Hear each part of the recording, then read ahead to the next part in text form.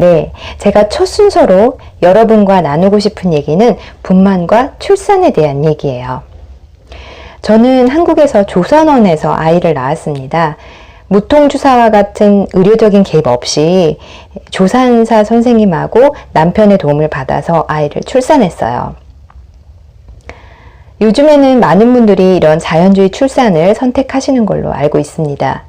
그렇지만 아직도 흔한 방법은 아니죠. 그래서 제 경험을 조금 알려드리려고 이제 하는데요. 조산원에서의 출산이 갖는 장점도 있고 단점도 있다고 생각해요.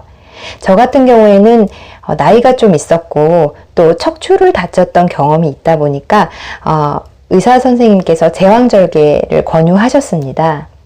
그런데 저는 웬만하면 자연분만을 하고 싶었고요. 그런 이유로 이제 의사 선생님에게도 진료를 보고 조산원을 찾아서 조산사 선생님에게도 진료를 보고 두 가지를 같이 병행했어요. 마지막 제가 출산 그 진통을 겪으면서 이제 남편이 어디로 가겠냐고 했을 때 저는 이제 조산원에 가겠다고 해서 이제 조산사 선생님께 아이를 이제 맡기기로 한 거죠. 조산원에서 가장 제가 좋았던 점은 정말 편안한 자세로 제 몸에 의료 장비를 부착하지 않은 상태에서 정말 자연스럽게 아이를 출산할 수 있었다는 점인 것 같아요.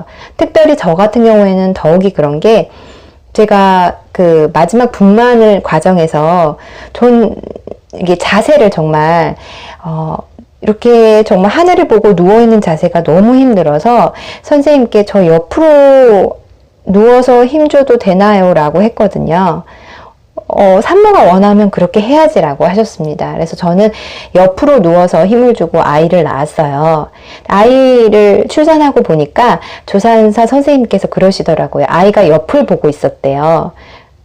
그래서 이제 아이가 그렇게 자세를 하다 보니까 엄마도 똑바로 누워있는 자세가 좀 불편했을 거다라고 말씀을 하시더라고요. 제가 만약에 병원에서 출산을 했다면 하늘을 보고 누워 있어야 했기 때문에 좀 많이 제가 힘들고 고통스러웠을 거다라는 생각을 합니다. 그리고 제가 조산원에서 아이를 낳자마자 탯줄의 맥이 끊기자마자 이제 아이를 그대로 어떤 처치하지 않은 상황에서 제 배 위에 올려서 100분간 같이 있었거든요. 저는 그 순간을 정말 잊지 못합니다. 아이가 자기 손가락을 막 빨아요. 뱃속에서부터 했던 행동인 거죠. 그리고 제 젖을 물려주니까 그 손가락 빨듯이 젖을 빨더라고요. 태지도 벗기지 않은 정말 그냥 뱃속에서 나온 그 상태의 아이를 제 배 위에 올려놓고 100분간 있을 동안에 정말 평생 잊지 못할 그런 감동과 느낌을 받았던 것 같아요. 그렇게 100분 정도 있으면 좀 태지의 많은 부분이 그 아이 몸으로 이렇게 흡수가 된다고 하고요. 그런 다음에 제 남편이 이제 아이를 데려가서 이제 조산사 선생님의 지도를 받으면서 이제 목욕을 같이 시켰다고 합니다. 저는 그런 경험이 굉장히 좋았어요. 그렇다고 조산원에서 낳은 것이 꼭 뭐든지 좋은 건 아닐 수도 있습니다. 저 같은 경우에는 이제 체력이 그렇게 좋지 않고 하다 보니까 마지막 분만 과정에서 힘을 굉장히 못 줬어요. 그 과정을 제가 2시간 넘게 했거든요. 11시경부터 이제 언제 나을 수 있겠다라고 하셨는데 결국에 1시 반이 돼서 나왔습니다. 2시간 반 동안 마지막 힘주기만 한 거예요. 그러니까 정말 기진맥진한 거죠.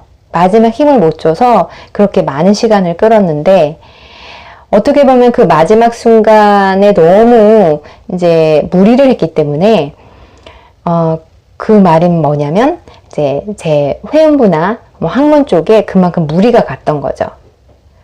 그래서 저는 회복하는데 좀 시간이 오래 걸렸던 것 같아요.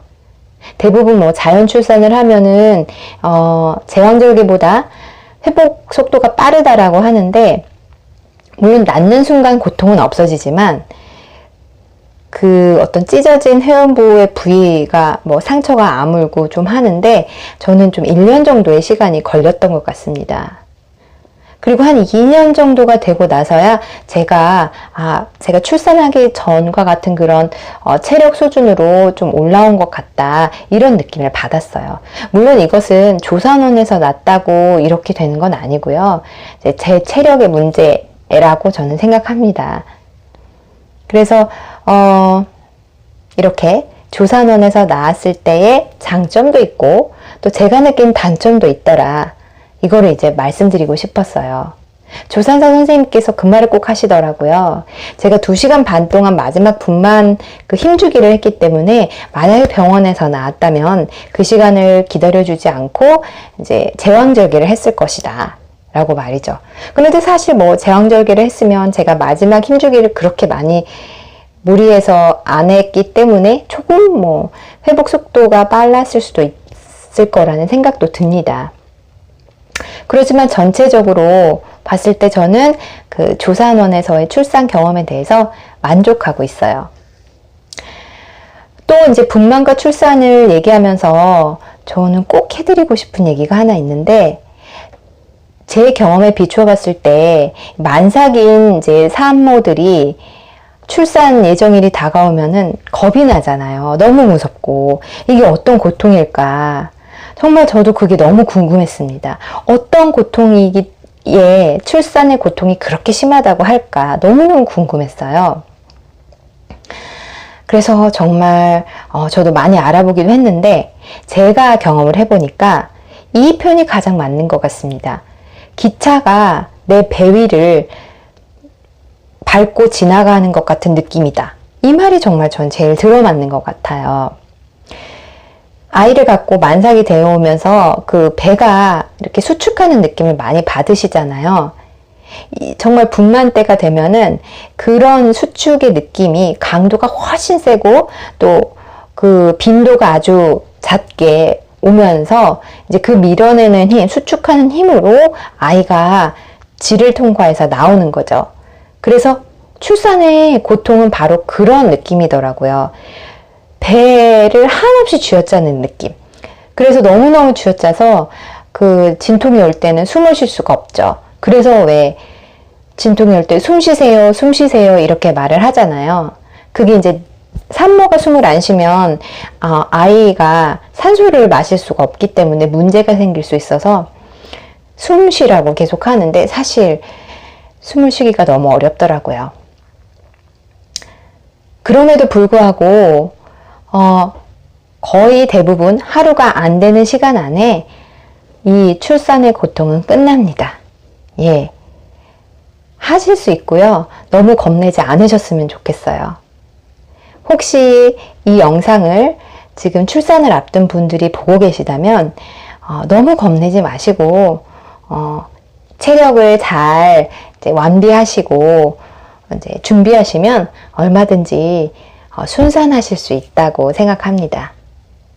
오늘은 제가 그 첫 시간으로 출산과 분만에 대해서 얘기를 해드렸고요. 다음 시간부터는 정말 육아에 대해서 제가 경험했던 것들 조금 더 실질적으로 여러분들에게 도움이 될 수 있는 부분들 많이 이제 알려드릴 거예요. 그럼 오늘 이렇게 봐주셔서 너무 감사하고요. 다음 시간에 뵙겠습니다. 감사합니다.